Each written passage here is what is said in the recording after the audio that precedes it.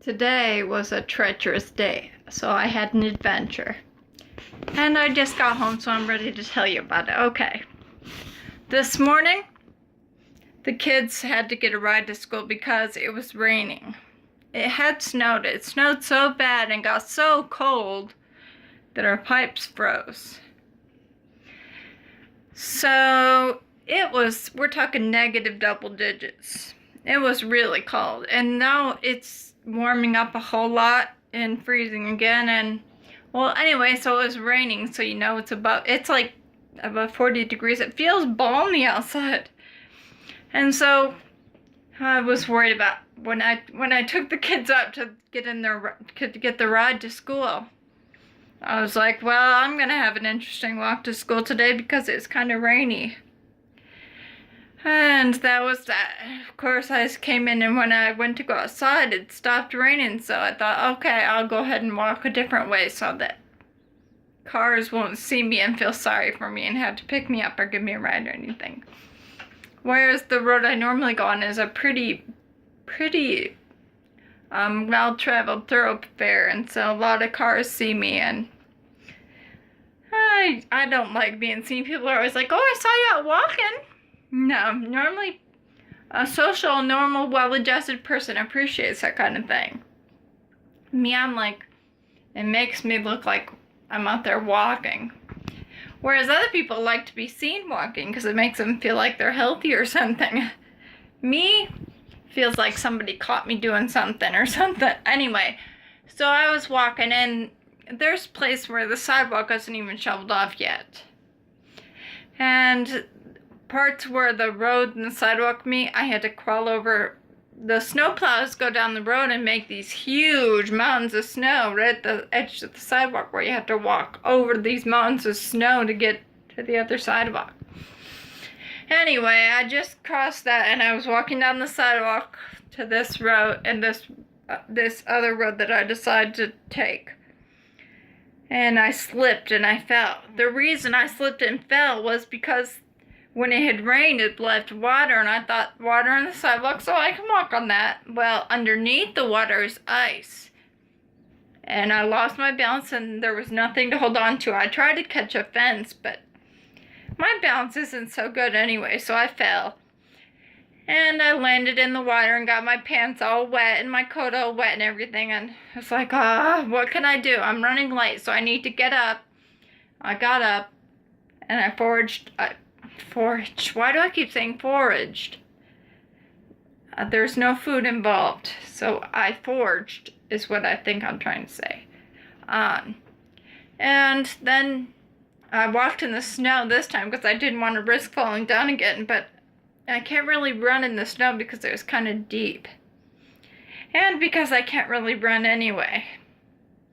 I can amble a little bit faster.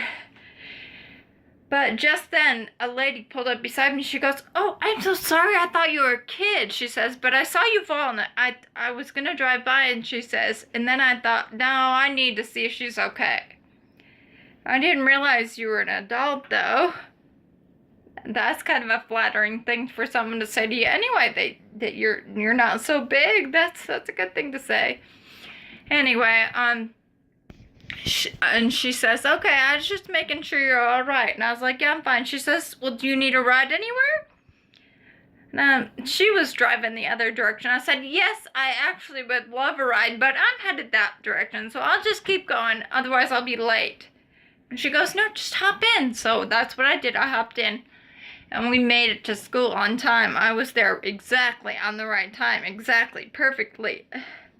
I thought, oh my goodness, how could things have worked out more perfectly? Also, I wanted the same lady who offered to take the kids to school. She is just a little miracle woman. I'll tell you the story. There's a second part of the story. My son always gets a ride home with one of his best friends from his class. Her mom usually gives him a ride home because they have what's called early out on Fridays. But apparently this boy has been sick, and his mother said that he's been on antibiotics, and so he had an episode, and my poor son, I didn't know anything about this, so And so I just assumed that she was just going to give him a ride home, so I had my phone turned off and I wasn't paying any attention to the time or anything. Well, then I hear this pounding on the back door. Well, I was changing the dishwasher, and the way the dishwasher opens, it opens like that, and the door opens like that, so you can't open the door when the dishwasher door is open. So he tried to open the door and couldn't get up and started pounding on the door, and I said, just a second, I closed not the refrigerator, the dishwasher door and let him in. I didn't think anything of it because, like I say, he has a ride home from school. And I didn't know anything was any different. Pardon the hair. I wish it would just cover my face. There. Anyway, but it doesn't, so. Anyway, so I asked him, well, so what's wrong? He says, well, Logan went home sick, so I went home with my teacher. It was his primary teacher, the lady who gave him a ride today. He adores her, and she's always saving my rear end. She rescued me from being the worst mother of the year.